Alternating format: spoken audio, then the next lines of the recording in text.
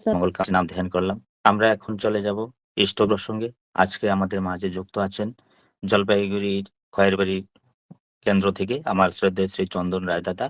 আমি চন্দন রায় দাদাকে বিনম্র অনুরোধ জানাচ্ছি। জয়গুরু দাদা। দাদা জয়গুরু। হ্যাঁ দাদা জয়গুরু। জয়গুরু জয় দাদা, গুরু, আপনি জয় গুরু। 25 মিনিট ইষ্ট প্রসঙ্গ করুন। জয়গুরু দাদা। জয় জয়গুরু। গুরু। জয়গুরু। পরবর্তীতে আমরা চলে এখানে যাই, পরবর্তীতে আমাদের সঙ্গীত আছে আমার শ্রদ্ধেয় দেবজ্যোতি দত্ত দাদা। জয়গুরু। জয়গুরু দাদা, আপনি ইষ্ট প্রসঙ্গ করুন। জয় গুরু। এখানে উপস্থিত প্রত্যেক দাদা এবং মায়েদের আন্তরিক শ্রদ্ধা ও সশ্রদ্ধ জয় গুরু। আমরা আজকে এই সৎসঙ্গে উপনীত হয়েছি নামধ্যানের অব্যবহিত পরে ইষ্ট আলোচনা শ্রদ্ধেয় চিত্তরঞ্জন দাসদার সৌজন্যে আজকে ইষ্ট কথা বলার সুযোগ হয়েছে। শ্রদ্ধেয় দাদার সর্বাঙ্গীন মঙ্গল প্রার্থনা জানাই পরম দয়ালের রাঙারাতুল চরণে।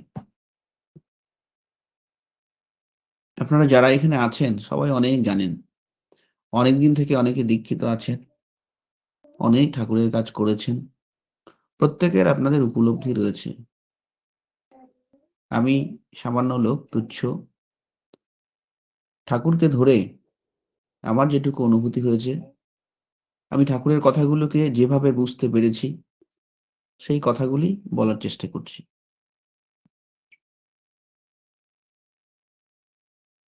আমরা প্রত্যেকে জেনে হোক না জেনে হোক, নিজস্ব তাগিদেই হোক বা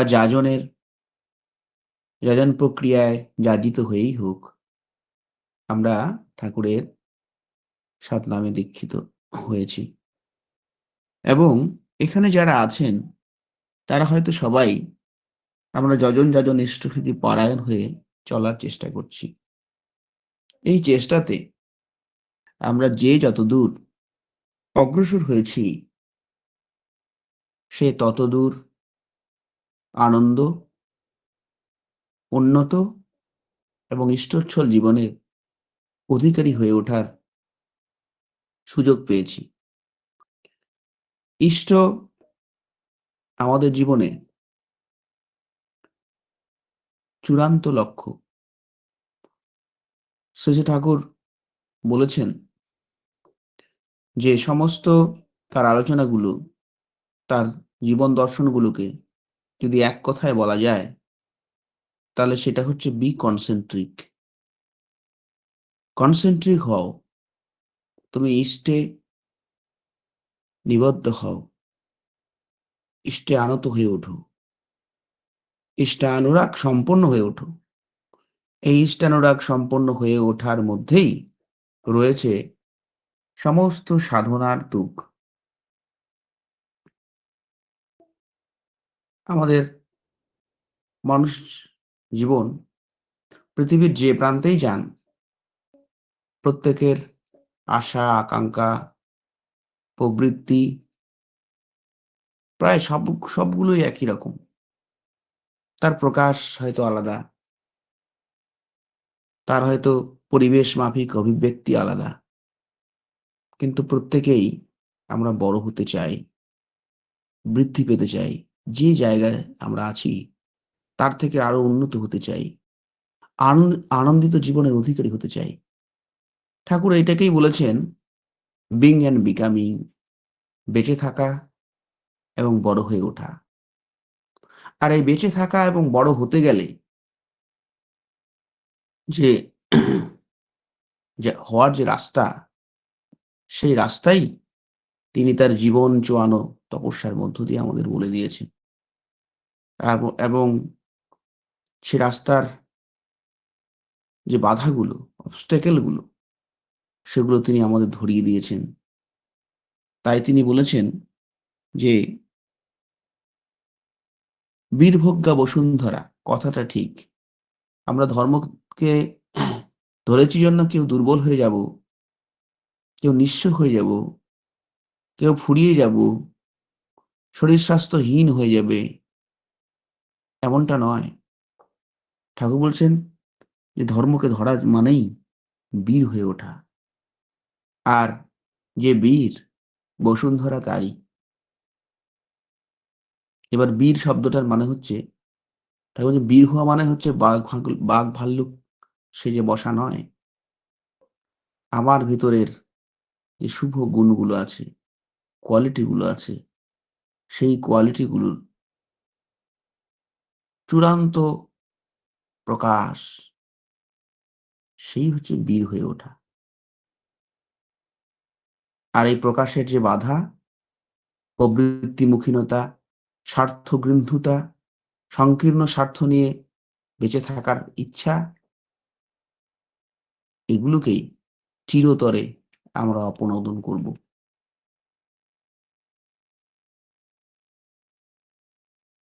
ভারতীয় জীবন দর্শন আমাদের শিখিয়েছে শুধু ভোগের মধ্য দিয়ে নয়, ত্যাগের মধ্য দিয়ে বৃহত্তর ভোগকে একসেপ্ট করা, গ্রহণ করা। তাই ঠাকুর বলছেন, আমরা কেউ ত্যাগ করতে জন্মিনি, আমরা ভোগ করতে জন্মেছি। এবং সেই বৃহত্তর ভোগের জন্য যে সংকীর্ণ ত্যাগ, সেই ত্যাগ আমাদের করতে হবে।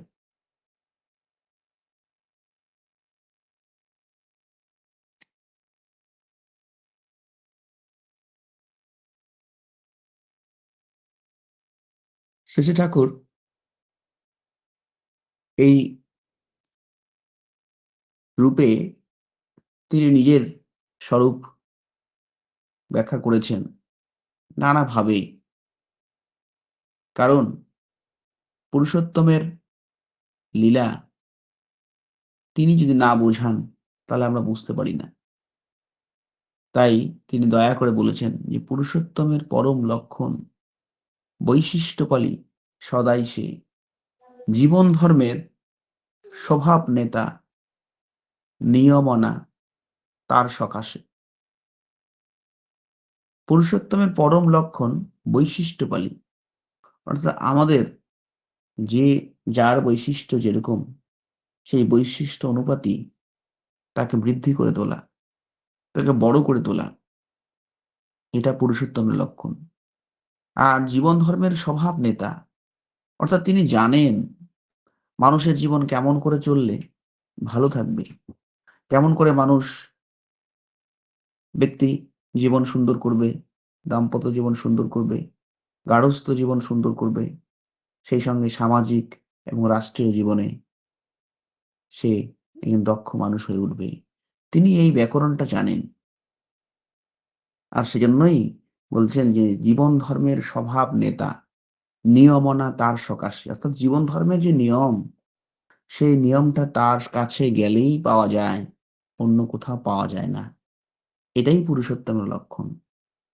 তাহলে আমরা যে পুরুষোত্তমকে ধরেছি, তাকে ধরলে, তার সঙ্গ সান্নিধ্য, তার নাম ধ্যান করলে, তার গ্রন্থাদি পাঠে সৎসঙ্গে গেলে আমরা জীবনের বৈশিষ্ট্যগুলোকে বুঝতে পারি, জীবনের খারাপ দিকগুলোকে জানতে পারি, ভালো দিকগুলোকে জেনে আরো থেকে আরোতর ভাবে চলতে পারি, খারাপ দিকগুলো জেনে সেগুলো সম্পর্কে আমরা সচেতন হয়ে সেগুলো আমাদের জীবন থেকে আমরা পরিষ্কার করতে পারি, স্বচ্ছ হয়ে উঠতে পারি।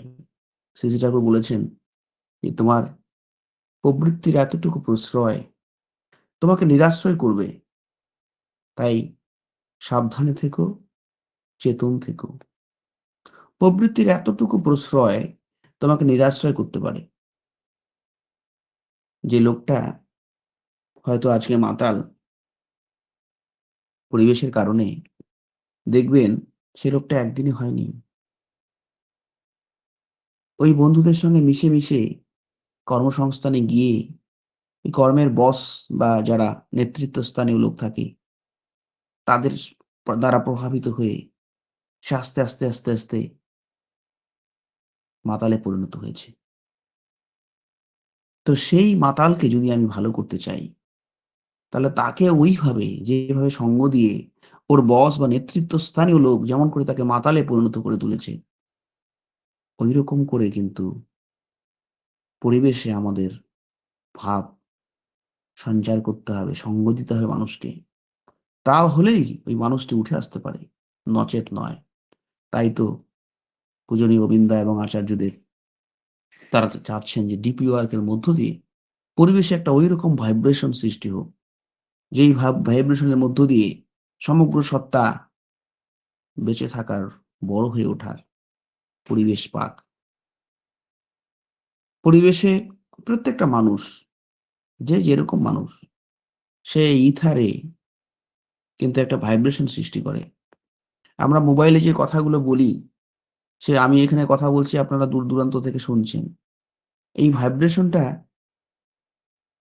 কিন্তু ইথারের মধ্য দিয়ে আপনাদের কানে বা মোবাইলে গিয়ে পৌঁছচ্ছে।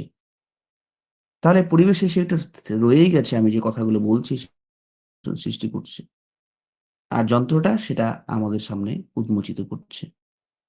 তো ঠিক সেই রকম প্রতিটি মানুষ তার নিজস্ব মতো করে ভাইব্রেশন সৃষ্টি করছে। এবার এই মানুষের বেশিরভাগ সংখ্যক মানুষ যদি ইষ্ট কথা, ইষ্ট চলন, ইষ্ট চিন্তা, ইষ্ট চরিত্র, ইষ্টের নাম ধ্যান নিয়ে পজিটিভ ভাইব্রেশন তৈরি করে, তখন সত্তা, আমাদের যে জীবনীয় সত্তা, আমাদের যে আত্মা বাঁচার খোরাক পায়, বৃদ্ধির খোরাক পায়, প্রবৃত্তিমুখীনতার নিম্নগামী অধোগামী পথ থেকে সে মুক্ত হতে চায়, মুক্ত হওয়ার পরিবেশ পায়। তাই ওই যে প্রতিনিয়ত নাম ধ্যান, উষায় নিশায় মন্ত্র সাধন, চলায় ফেরায় জপ, যথাসময় ইষ্ট নিদেশ মুক্ত করে দাও। তাকে বলছেন নাম নিরতি ভাঙলো রে যেই, বাড়লো মনের ডাংবাজি, বৃত্তি রোচক যা পেলি তাই, অমনি সোজা হলি রাজি। তাই নামের সঙ্গে নিরতি রেখে, টান রেখে, তাকে ভালোবেসে আমাদের প্রতিনিয়ত চলা মধ্য দিয়ে আমরা আমাদের ব্যক্তিত্ব অক্ষুণ্ণ থাকে। ঠাকুর বলেছেন ব্যক্তিত্ব তারই অক্ষুণ্ণ বা অচ্যুত থাকে যে ইষ্ট প্রতিষ্ঠায় দৃঢ় এবং একনিষ্ঠ থাকে। আবিলতা তাকে স্পর্শ করতে পারে না, খামখেয়ালিপনা বা প্রবৃত্তিমুখীনতার তার ধারের কাছেও ঘেঁষতে পারে না। তাই ইষ্ট কথা, ইষ্ট কাজ এবং ইষ্ট কর্মের মধ্য দিয়ে যারা আমরা থাকি, তারা সবাই সৌভাগ্যবান। তাই ঠাকুর বলছেন ঈশ্বরেরই ডাক এসেছে, তার কাজে তোর সঙ্গতি, যোগান দিয়ে ধন্য হতুই, হোক দলিত দুর্গতি। যেখানে যেখানে ইষ্ট কাজ হয়, এখানকার মানুষগুলো চার্মড হয়ে ওঠে। সেই চার্মড মানুষের দ্বারা তাদের সংস্পর্শে এসে অনেক মানুষ ভাব পায়। এই যে মানুষ মন্দির করতে গিয়ে যে অর্ঘ কালেকশন হয়, এই অর্ঘ কালেকশন আমরা দেখি চোখে, কিন্তু তার সঙ্গে যে একটা পরিবেশে পজিটিভ ভাইব্রেশন সৃষ্টি হয়, যে মানুষগুলো সেই কালেকশনের সঙ্গে যুক্ত থাকে, তারা ঈশ্বরকে কতখানি মাথায় নিয়ে, কতখানি ভালোবেসে এই কাজটা করে এবং করে বলেই মানুষের দ্বারে দ্বারে গিয়ে পৌঁছায়, তাদের ভিতর দিয়ে পঙ্কিলতাগুলো দূরে চলে যায়। দেখা যাচ্ছে যে একটি লোক ব্যক্তিগত জীবনে সে প্রচুর মানুষকে ঠকিয়েছে, ভুল কাজ করেছে, সে মানুষগুলোর সঙ্গে তার সম্পর্ক নষ্ট হয়েছে, আত্মীয় স্বজনের সঙ্গে সম্পর্ক নষ্ট হয়েছে। কিন্তু দেখা গেল বৃহত্তর ইষ্ট কাজের সঙ্গে যখন সে যুক্ত হয়েছে, সে কিন্তু ওই যে মানুষটার সঙ্গে কথা বলতো না, সেই মানুষটার সঙ্গে কথা বলার প্রেরণা পেয়েছে, তার কাছেও গিয়ে পৌঁছেছে। এইভাবে তার মনের ভিতরে যে ক্লেদ, গ্লানি জমা ছিল, সেগুলোও কিন্তু দূর হয়ে গেছে এবং ইষ্ট চিন্তায় ভাবিত হয়ে গেছে। তাই ইষ্ট কাজের মধ্যে ছলে বলে কৌশলে যোগযুক্ত হওয়াটাই আমাদের জীবনের সাধনা। আর ঠাকুর এই সাধনা আমাদের সংসারী মানুষদের জন্য দিয়েছেন। তিনি বলেছেন এবারে অনেক সন্ন্যাসী দেখেছি এর আগে, এবারে চাই গৃহী সন্ন্যাসী, যে এক হাতে সংসার সামলাবে আর আরেক হাতে ইষ্টের কাজ করবে। ঠাকুর বলেছেন যে ঈশ্বরে যুক্ত হও। যুক্ত হওয়ার তাৎপর্য কি? তিনি বলছেন যুক্ত হওয়ার তাৎপর্য হচ্ছে সাদরে তার পথে চলা। আমাদের জীবনে তাকে মুখ্য করে চলা। আর তার ইচ্ছাকেই পূরণ করা। আর নিজের ব্যক্তিগত জীবনে, চরিত্রে তাকে মূর্ত করে তোলা। আর এই মূর্ত করে তোলাতেই আমাদের জীবনের সিদ্ধি এসে পৌঁছায়। আমরা সিদ্ধ পুরুষ বলি যে অমুক সিদ্ধ পুরুষ। আমরা শুনেছি বালক ব্রহ্মচারী ঠাকুর সিদ্ধ পুরুষ। তো সিদ্ধ শব্দটার অর্থ হচ্ছে ওই যে ইষ্টকে নিজের জীবনে, চরিত্রে মূর্ত করে তোলা। এই মূর্ততাতে যে যতখানি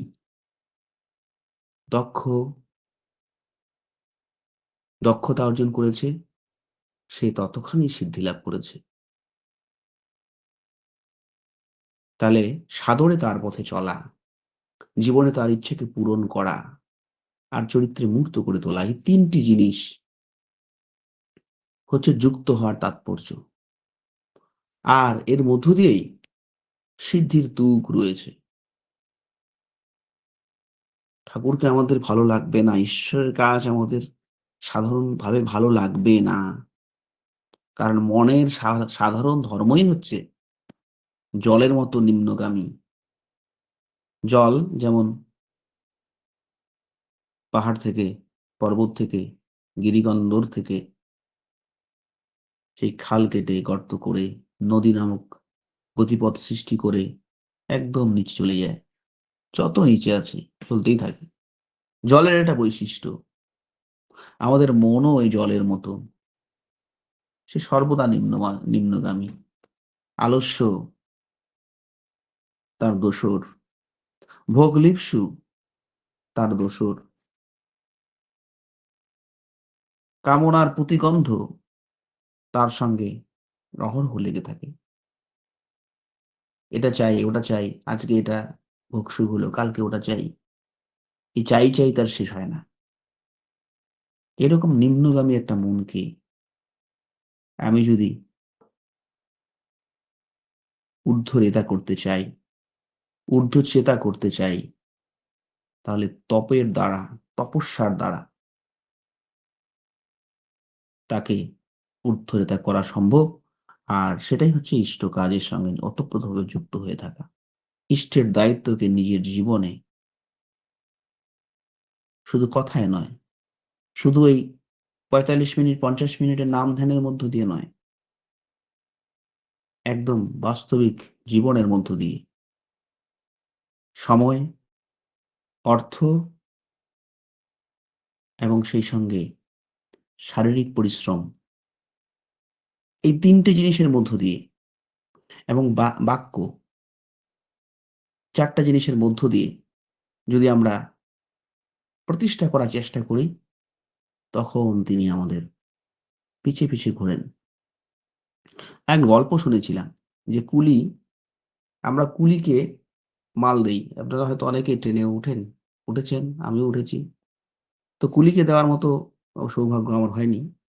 তা আপনারা হয়তো অনেকে এখানে সেরকম ব্যক্তি রয়েছেন, যারা আপনাদের এই অ্যাটাচি বা লাগেজটিকে কুলির হাতে দিয়ে এই এক জায়গা থেকে অন্য জায়গায় ট্রেন বা বাসে, বাস স্টেশনে আপনারা দিয়েছেন।